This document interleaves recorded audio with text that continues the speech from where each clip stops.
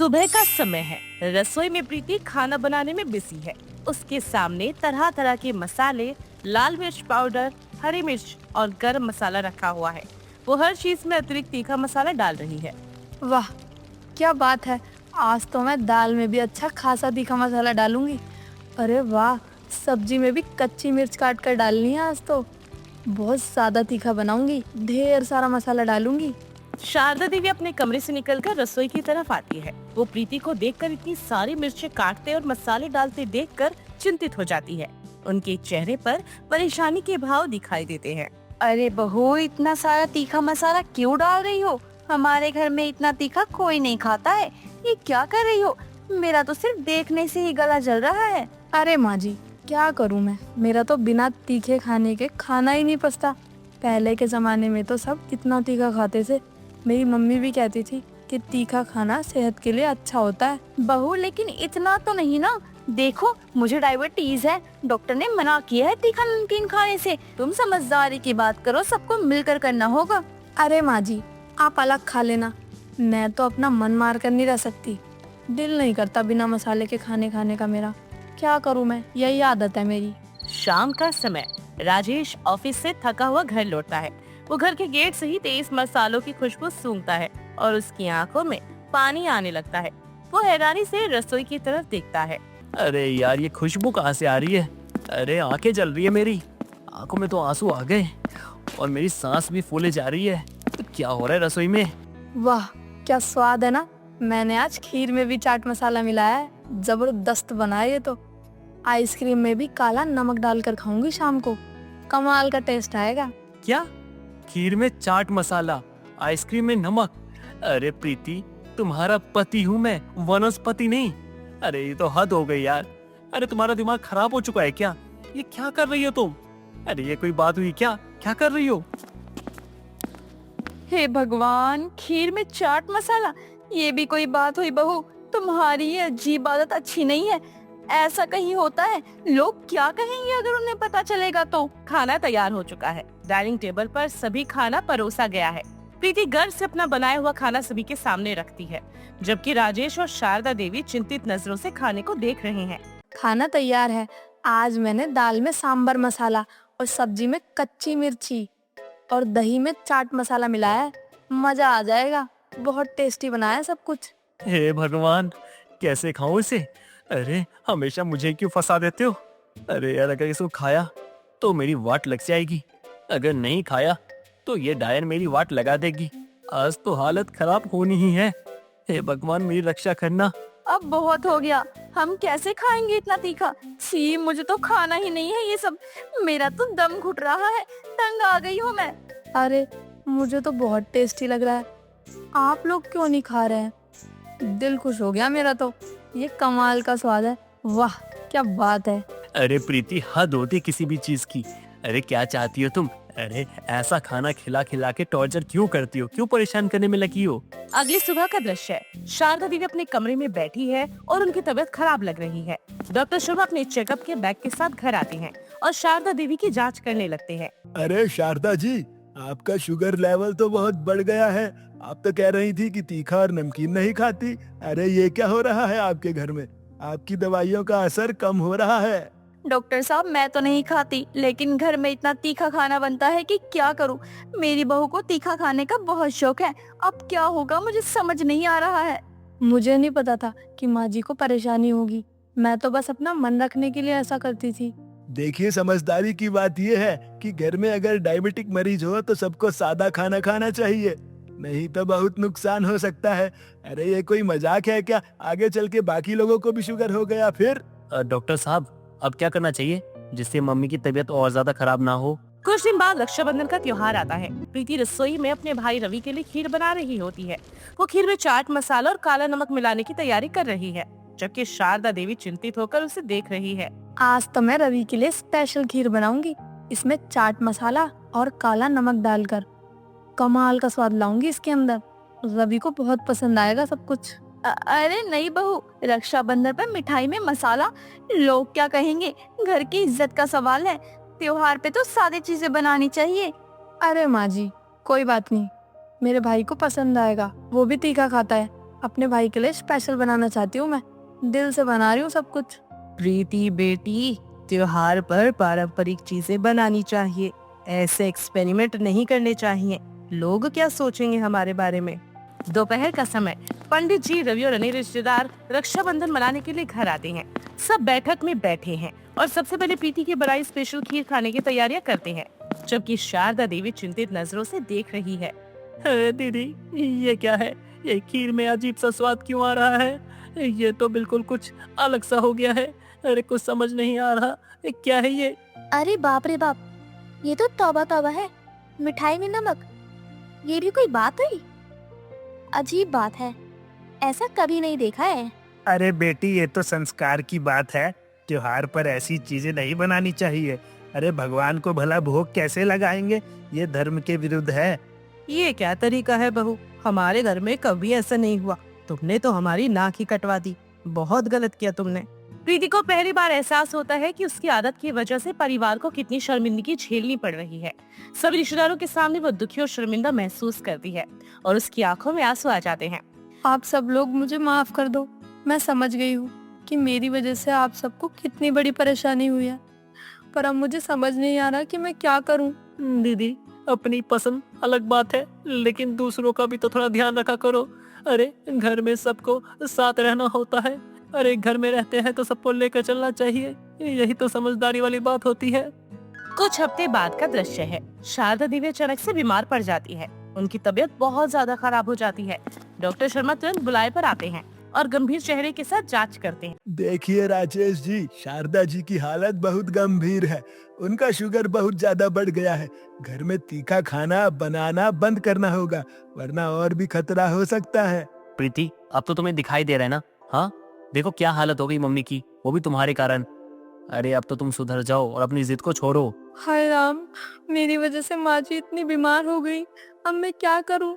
अरे बहू, मैं तुमसे नाराज नहीं हूँ, बस अब समझ जाओ, परिवार में सबका ख्याल रखना पड़ता है, यही तो गृहस्थी है। प्रीति जी, अब आपको समझना होगा, आपके घर में डायबिटिक मरीज है। आपको अपनी आदतें बदलनी होंगी। प्रीति को अपनी गलती का गहरा एहसास होता है। वो अपने परिवार की सेहत के बारे में गंभीरता से सोचने लगती है। वो रोते हुए मन से पक्का इरादा करती है कि वो अपनी आदत अब पूरी तरीके से बदल कर रहेगी। देखो प्रीति, मैं तुम्हें समझा रहा हूँ, हर इंसान की अपनी पसंद होती है। किसी इंसान की पसंद को तुम अपने हिसाब से बदल नहीं सकती। बेटी, परिवार में सबकी जरूरतों का ख्याल रखना पड़ता है। अपनी खुशी के साथ साथ दूसरों की सेहत भी देखनी पड़ती है। ये समझदारी की बात है। प्रीति एक महत्वपूर्ण फैसला करती है और वो अपनी आदत को पूरी तरीके से बदल देती है। वो रसोई में जाकर अलग अलग तरीकों से खाना बनाने की योजना बनाती है, ताकि सबको पसंद भी आए और सबकी सेहत का ख्याल भी रख सके। माँ जी, आज से मैं अलग अलग तरीके के खाने बनाऊंगी। आपके लिए सादा, सबके लिए कम तीखा और अपने लिए अलग से मसाला बनाऊंगी। अब मैं सबका ख्याल रखूंगी। ये बेहतर होगा बेटी। परिवार में सबको ध्यान में रखकर काम करना चाहिए। अब तुमने सही रास्ता चुना है। 1 महीने बाद का दृश्य। डाइनिंग टेबल पर परिवार के सभी सदस्य खुशी के साथ खाना खा रहे हैं। प्रीति ने अलग अलग तरीकों से खाना बनाया है। सभी के चेहरे पर संतुष्टि और खुशी के भाव दिखाई दे रहे हैं। वाह बहू, आज तो तुमने कमाल कर दिया। मेरे लिए सादी दाल, सबके लिए इतना हल्का तीखा खाना, ये तो बहुत अलग बात है। मजा ही आ गया, दिल खुश हो गया मेरा तो। अच्छा हुआ प्रीति, अब घर में सब खुश हैं। तुमने बहुत अच्छा किया, ये परिवार ही असली खुशी है। डॉक्टर शर्मा दोबारा चेकअप के लिए घर आते हैं और इस बार वो बहुत ज्यादा खुश और संतुष्ट नजर आते हैं। वो शारदा देवी की जांच करने के बाद अच्छी खबर लेकर आते हैं। शारदा जी का शुगर अब कंट्रोल में है, सब कुछ ठीक हो गया है। प्रीति जी का बहुत बहुत धन्यवाद, आपने सही समय पर सही फैसला लिया।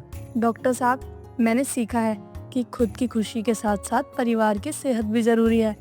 अब मैं सबका ख्याल रखती हूँ, यही सच्चा प्यार है। अब तो सब ठीक हो गया। प्रीति ने बहुत अच्छा काम किया है। परिवार में ऐसा ही होना चाहिए। अंतिम दृश्य में पूरा परिवार एक साथ बैठकर खुशी से खाना खा रहा है। सभी के चेहरे पर संतुष्टि और प्रेम के भाव दिखाई दे रहे हैं और घर में शांति और सामंजस्य का माहौल है। माँ, भाभी, भैया, कहाँ हो?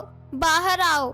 कियारा की आवाज सुनकर उसकी माँ माला, भाभी निशा और भाई सोहन अपने अपने कमरे से बाहर हॉल में आती हैं और कियारा को सफेद साड़ी में देखकर हैरान होकर बोलते हैं।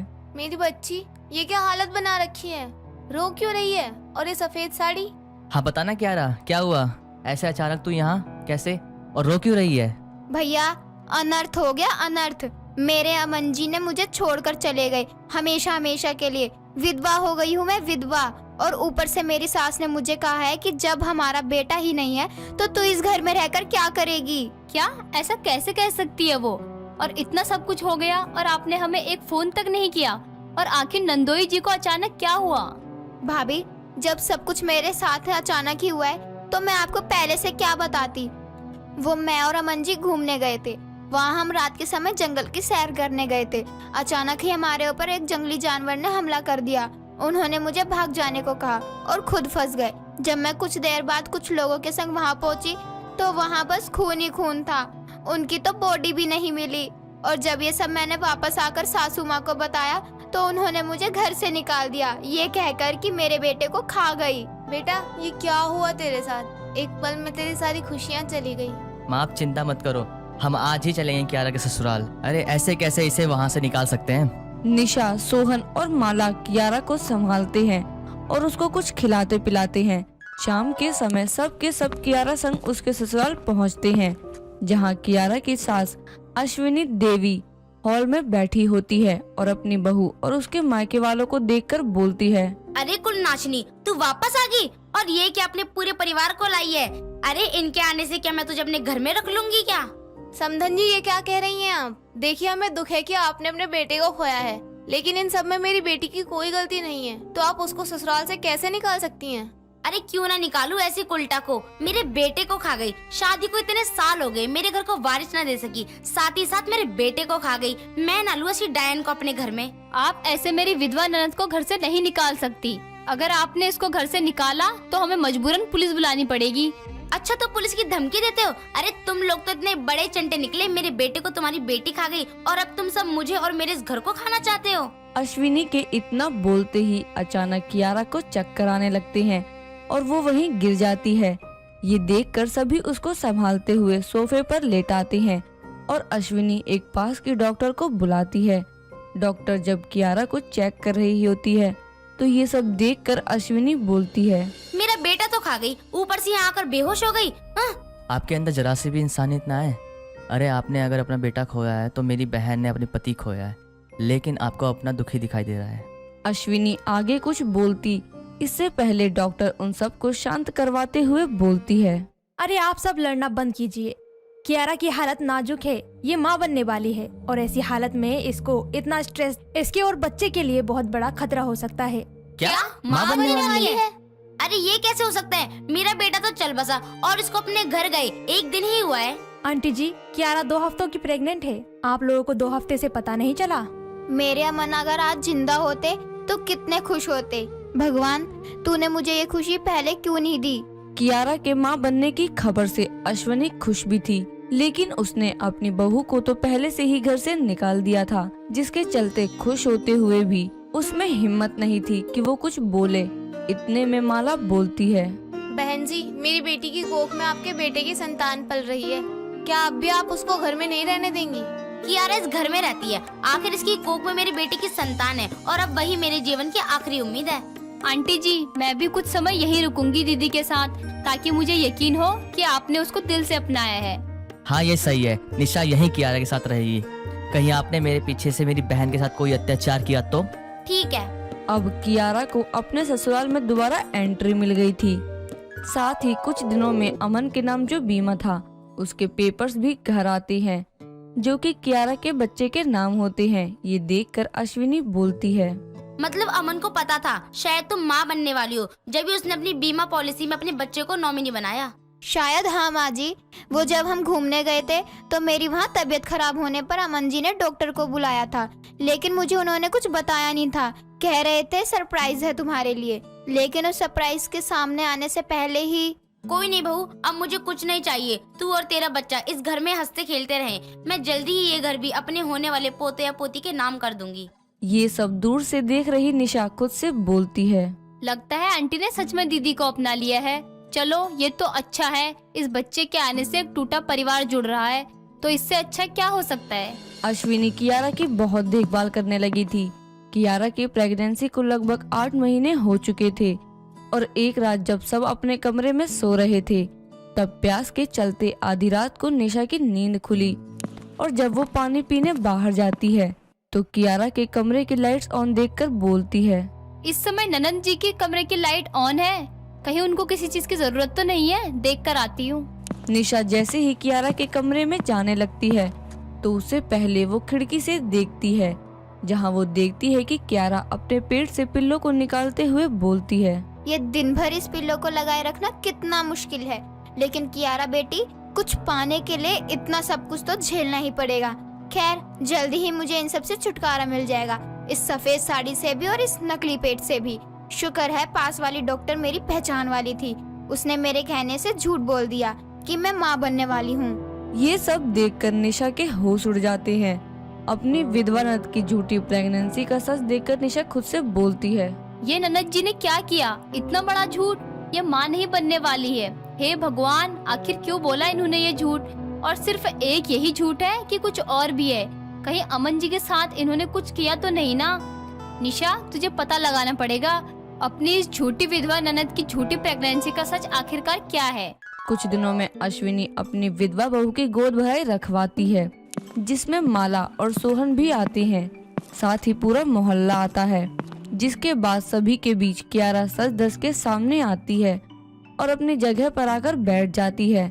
अपनी बहू की बलाएं लेते हुए अश्विनी बोलती है, अरे आज मेरी बहू की गोद भराई है, सब इसकी नजर उतारो, मेरी बहू और उसके बच्चों को नजर न लग जाए। अश्विनी के इतना बोलते ही औरतों की भीड़ में से निशा बोलती है, झूठ को किसी की नजर नहीं लगती आंटी जी।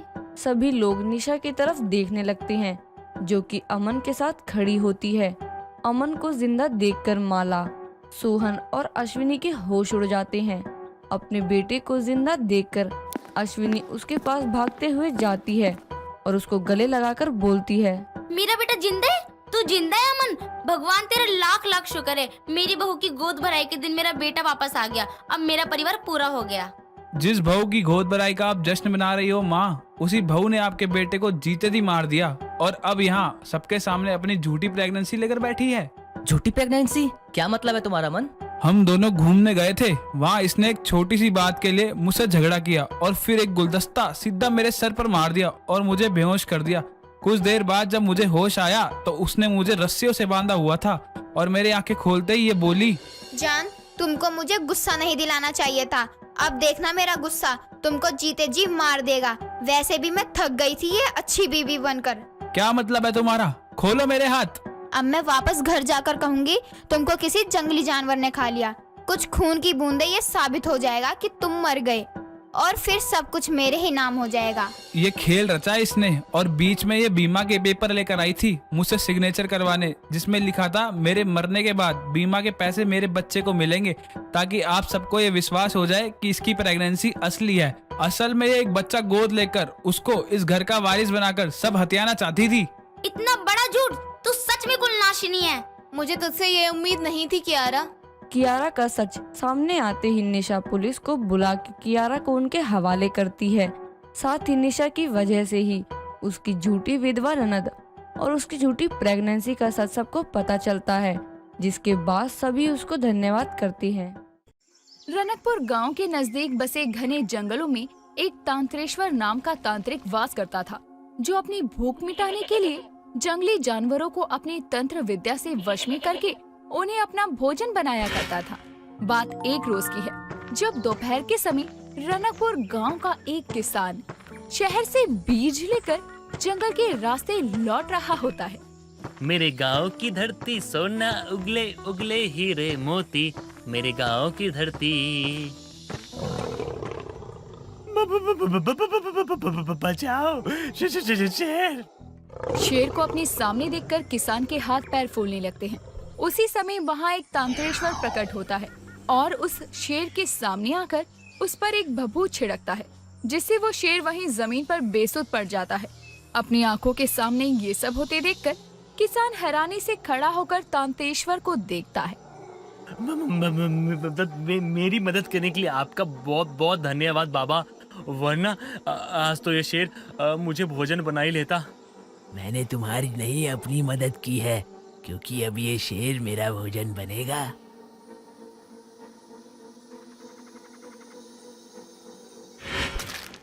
किसान ये देखकर बहुत डर जाता है और सरपट वहाँ से दौड़कर गांव में पहुँचता है, जहाँ वो पानी लेकर आ रही गांव की झुमरी से टकरा जाता है, जिससे उसका पानी का मटका छूटकर गिर पड़ता है।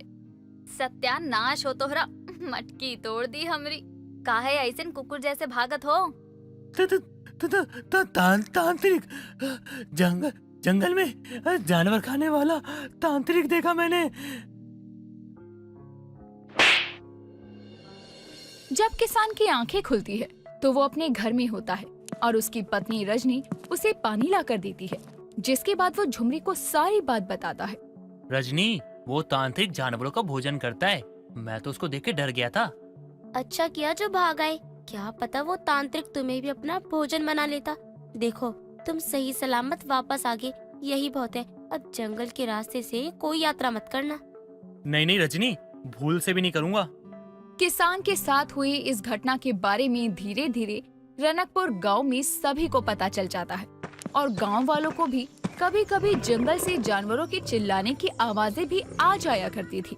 बीतते समय के साथ जंगल से जंगली जानवरों का सफाया हो जाता है, जिसके चलते तांत्रिक अपने भोजन की तलाश में गांव में दाखिल हो जाता है, जहां उसे एक गौशाला नजर आती है, जहां झुमरी गाय को घास खिला रही थी। खा ले गौरी खा ले, अरे तोहरी खातिर तो ताजी घास तोड़ कर लाए हैं, खा ले, वरना तोहरी ये सब सखिया तोहरे हिस्से की घास भी खा जाएंगी। अलक निरंजन, कितनी प्यारी गाय है तुम्हारी कन्या। हाँ बाबा, ये सब हमारी गाय है, लेकिन आप कौन? आपको इस गांव में पहले तो नहीं देखे हम। आज ही इस गांव में आया हूँ और अब यही पास के खंडर में वास करूँगा।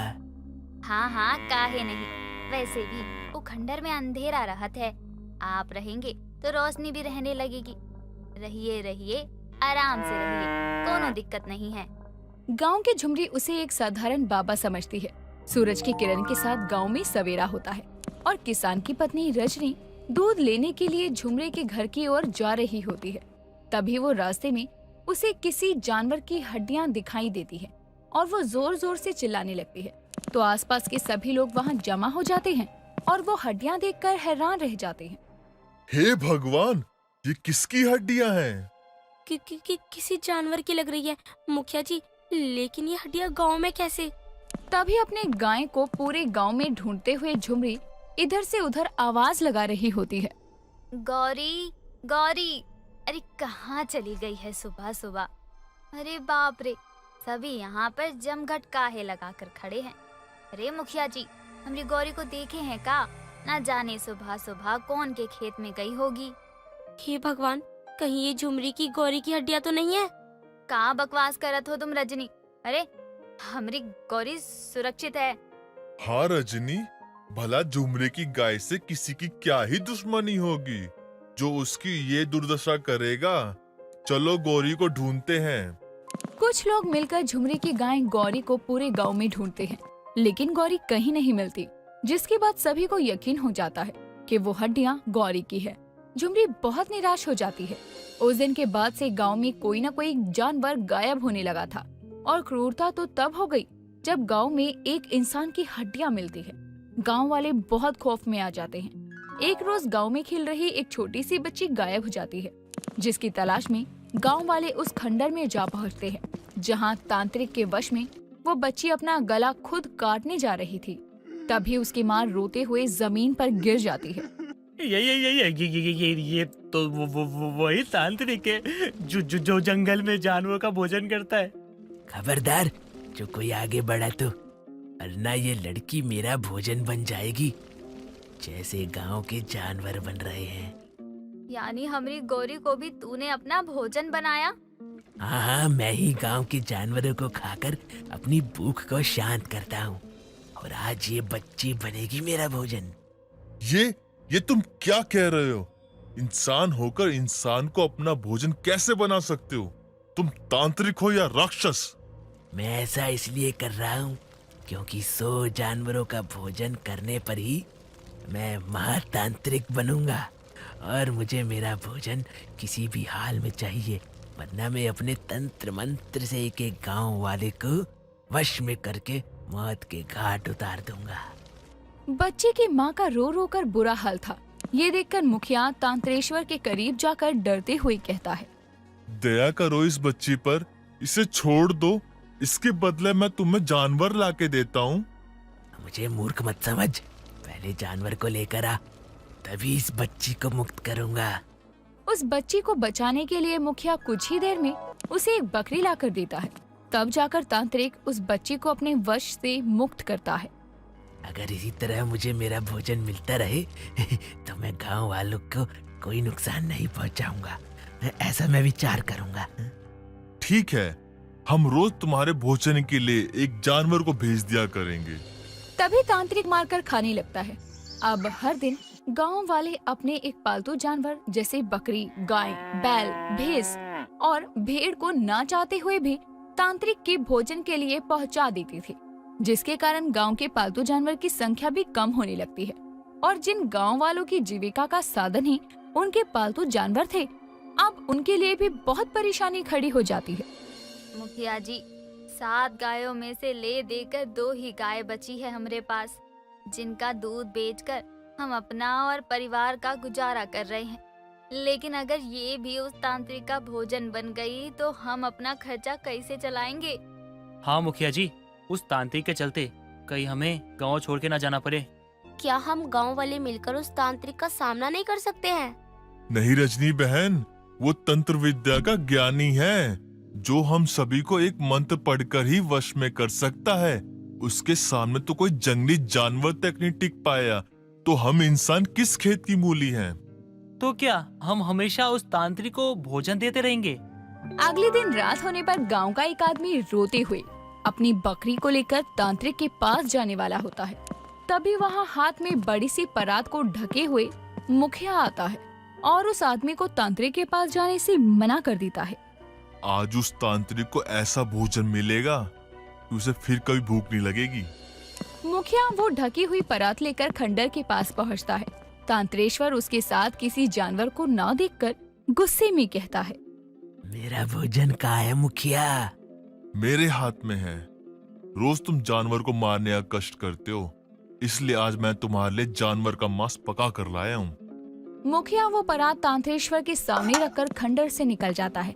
तांत्रेश्वर ललचाई आंखों से उस परात को देखता है और जैसे ही परात का ढक्कन हटाता है, अचानक से 2 सांप निकलकर उसे डस लेते हैं और सांप के डसने से तांत्रेश्वर तड़प तड़प कर मर जाता है।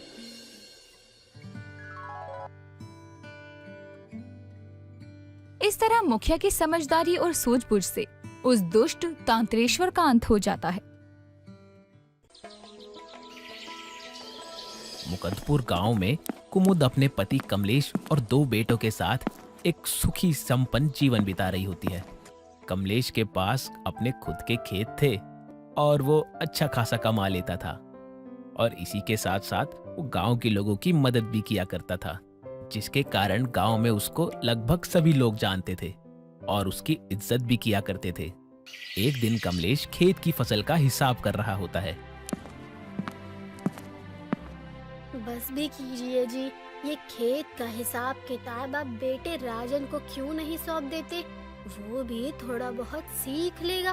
सीखने की इच्छा होगी तो सीखेगा ना कुमुद। कहता है ये हिसाब किताब उसके पल्ले नहीं पड़ता। कोई नहीं जी, धीरे धीरे सीख ही जाएगा। सीखना ही पड़ेगा, आखिर मेरे बाद मेरे बेटे को ही तो ये सब कुछ देखना है। लेकिन वे दोनों इस बात को समझते ही नहीं है। समय के साथ सब समझ जाएंगे जी। आप फिलहाल ये फल खाइए और अपनी सेहत पर थोड़ा ध्यान दीजिए। काम के चक्कर में आप अपने खाने पीने का क्यों ध्यान नहीं रखते?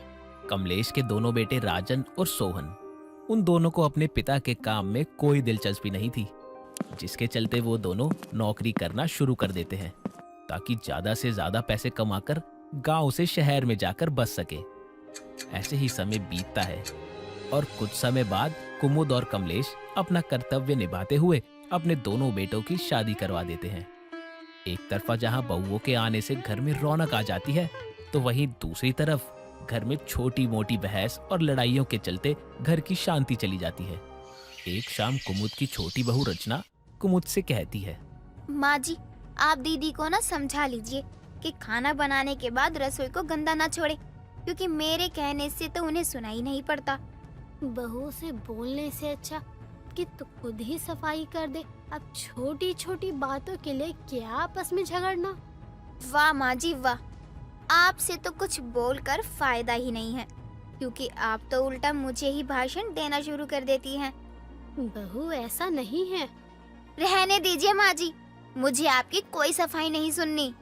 रचना का कुमुद से इस तरह चिल्लाकर बात करना कुछ दूर पर खड़े कमलेश को बहुत दुख पहुंचाता है। अब धीरे धीरे बढ़ती उम्र के साथ कमलेश की तबीयत खराब होने लगती है और वो अपने दोनों बेटों को अपने खेतों की जिम्मेदारी संभालने के लिए कहता है। बेटा, अपनी जिम्मेदारियों को समझो और अपनी नौकरी के साथ साथ थोड़ा समय निकालकर हिसाब किताब भी देख लिया करो। पिताजी, इतना समय कहाँ है हमारे पास, और खेतीबाड़ी, उसमें तो पैसा कहाँ मिलता है। बिल्कुल, मैं तो कहता हूँ इन खेतों को बेचकर अब आराम से घर में बैठिए। बेटा, हमने खेत बेच दिए तो हमारे खेतों में काम करने वाले मजदूर बेचारे कहाँ जाएंगे? उनके बारे में भी तो सोचना होगा ना। अरे माँ, मजदूर कहाँ जाएंगे, नहीं जाएंगे, क्या करेंगे, नहीं करेंगे, उससे हमें क्या, हम क्यों सोचेंगे। और आप अब ये बातें लेके बैठ रही हो, दिखाई नहीं देता आपको? हम थके हुए हैं, हमें भूख लगी है। बेटा लेकिन दिन प्रतिदिन कमलेश अपने बेटे और बहुओं का व्यवहार देखकर हैरान था और वो अपनी वसीयत लिखने के बारे में सोचने लगता है। कुछ दिनों बाद कमलेश गांव के रास्ते से किसी काम के लिए जा रहा होता है कि रास्ते में दिल का दौरा पड़ने से उसकी मृत्यु हो जाती है। कमलेश का अचानक से दुनिया से चले जाना कुमुद के लिए किसी बड़े सदमे से कम नहीं था। अगले दिन दोनों बेटे कमलेश का अंतिम संस्कार कर देते हैं। कमलेश के जाने के बाद से उसके खेतों का काम देखने वाला कोई नहीं था। अब कुमुद को भी अपने बेटों से कोई उम्मीद नहीं थी, इसलिए वो खुद को ही खेतों में काम करने के लिए मना लेती है। लेकिन पढ़े लिखे ना होने के कारण उसे बहुत दिक्कतों का सामना करना पड़ता है। तभी एक दिन कुमुद खेतों पर जा रही होती है कि उसकी बहू उसे टोकते हुए कहती है, माँ जी कहाँ चल दी? पिताजी क्या गए? आपका तो घर में मन ही नहीं लगता। जब देखो खेतों के बहाने घर के बाहर ही रहती हो आप। ये किस तरह से बात कर रही है बहू? ठीक ही कह रही हैं दीदी, आप तो घर में टिककर ही नहीं रहती हैं। माँ जी खेतों को बेचिए और वसीयत बनाइए। ये तुम दोनों क्या कह रही हो? उसी समय कुमुद के दोनों बेटे भी घर में लौट आते हैं और कुमुद उन्हें सारी बात बताते हुए अपनी पत्नियों को समझाने को कहती है, लेकिन उसके बेटे उल्टा ही उसे धुतकारने लगते हैं। माँ देखो, पिताजी तो अपना काम किए बिना ही चल बसे। अरे कम से कम वसीयत का बंटवारा तो करके जाते। तुम दोनों अपने स्वर्गवासी पिता को दोष दे रहे हो, कुछ तो शर्म करो। माँ जी शर्म आप कीजिए और घर पर बैठिए और वसीयत का बंटवारा कर कागजात तैयार करवाइए। उसके बाद आप कहीं भी जाइए, हमें कोई परवाह नहीं। अपने बहू बेटों का यह व्यवहार कुमुद को बहुत दुख पहुंचाता है। अगले दिन कुमुद अपने खानदानी वकील को बुलाती है, लेकिन उसे वकील से पता चलता है कि वसीयत तो पहले ही बन चुकी है। लेकिन कमलेश की आखिरी इच्छा थी कि वसीयत को उसके मरने के 6 महीने बाद ही उसके घर वालों को सुनाई जाए। इतना कहकर वकील वहां से चला जाता है। वाह जी वाह, ससुर जी तो जाते जाते भी चालाकी दिखा गए। पता नहीं क्या ही लिखवा गए होंगे वसीयत में। देखो जी, 2 बड़े खेत है ना, वो तो पक्का हमारे ही हिस्से में होंगे, क्योंकि पिताजी अपने बड़े बेटे बहू को हमेशा से ज्यादा ही मानते थे। हाँ हाँ, और छोटे बेटे बहू तो जैसे उनके कुछ थे ही नहीं। देखो दीदी, ऐसे ही तुम्हें कोई भी खेत हथियाने नहीं दूंगी, कह देती हूँ। अब दोनों बहुओं में वसीयत को लेकर लड़ाई छिड़ जाती है और बीतते दिनों के साथ वो वसीयत के लिए लड़ते हुए अपनी सास का जीना दुश्वार कर देती है। कुमुद घर की सफाई कर रही होती है कि तभी पानी की बाल्टी फर्श पर गिर जाती है और सामने से आ रहा राजन, जो कि फोन पर बात कर रहा होता है, वो एकदम से गिर पड़ता है। मेरी कमर गए। हाय हाय, क्या हो गया जी? आप ठीक तो है ना? अरे कैसी माँ है आप? माँ जी अपने ही बेटे को मारना चाहती हैं क्या? बहू, क्या बोल रही है? मैंने कुछ जानबूझकर नहीं किया। चुप कीजिए और निकलिए मेरे घर से। मुझे तो आपकी शक्ल भी नहीं देखनी है। बहू पहले राजन को उठा, उसे देख तो ये क्या बातें बोल रही है। उन्हें तो मैं संभाल लूंगी। आप निकलो, निकलो मेरे घर से। सुरभि कुमुद को धक्के मारकर घर से निकाल देती है। बेचारी कुमुद बार बार दरवाजे को पीटती है, लेकिन उसकी कोई नहीं सुनता। और तभी वहां सारे गांव वाले इकट्ठे हो जाते हैं और उसकी पड़ोसन कुमुद को संभालते हुए उसे अपने घर चलने को कहती है। नहीं बहन, तुम बस मुझे वृद्धाश्रम छोड़ दो। मैं किसी पर बोझ नहीं बनना चाहती। उसकी पड़ोसन उसे वृद्धाश्रम छोड़ आती है। अब दिन बीतते हैं और कुमुद के बेटे और बहू वसीयत को लेकर इतनी लड़ाई झगड़े करते हैं कि आपस के सभी पड़ोसी उनकी बुराइयां करने लग जाते हैं। जैसे तैसे करके 6 महीने का समय बीत जाता है और उनका वकील कमलेश की वसीयत लेकर घर आ जाता है और कमलेश के दोनों बेटों को पढ़कर सुनाता है। तो सभी वसीयत सुनकर दंग रह जाते हैं, क्योंकि कमलेश अपनी सारी वसीयत गांव के वृद्धाश्रम के नाम लिख चुका था, यहाँ तक कि घर भी। ये कैसे हो सकता है? जिस वसीयत के लिए दिन रात लड़ रहे थे उसका एक हिस्सा भी हमारे हाथ नहीं आया। ऊपर से एक घर भी हमसे छीनने वाला है। हम तो लुट गए, बर्बाद हो गए। जब वकील को पता लगता है कि कुमुद वृद्धाश्रम में है, तो वो वहां जाकर उसे कमलेश की वसीयत के बारे में सब कुछ बता देता है। मेरे बेटे बहू ने वसीयत हथियाने के लिए मुझे बेसहारा कर दिया और अब वसीयत में से उन्हें एक टुकड़ा भी नसीब नहीं हुआ। शायद इसे ही कर्मों का फल कहते हैं। कुमुद के बेटों को जैसे ही कुमुद के वृद्धाश्रम में होने का पता चलता है, वो अपनी पत्नियों के साथ उसे घर वापस लेने जाते हैं, लेकिन कुमुद उनसे मिलने तक के लिए मना कर देती है। वसीयत की लड़ाई घर घर की कहानी है, लेकिन इस लड़ाई में वसीयत लिखने वाले यानी माता पिता या घर के बड़े बुजुर्गों को सताने वालों का कभी भला नहीं होता। जैसे कि आपने हमारी आज की कहानी में देखा। कहानी कैसी लगी कमेंट करके जरूर बताना। दोस्तों, अगर आपको ये कहानी पसंद आई तो इसे लाइक करें, शेयर करें और कमेंट करके बताएं कि कहानी में आपको सबसे अच्छा क्या लगा।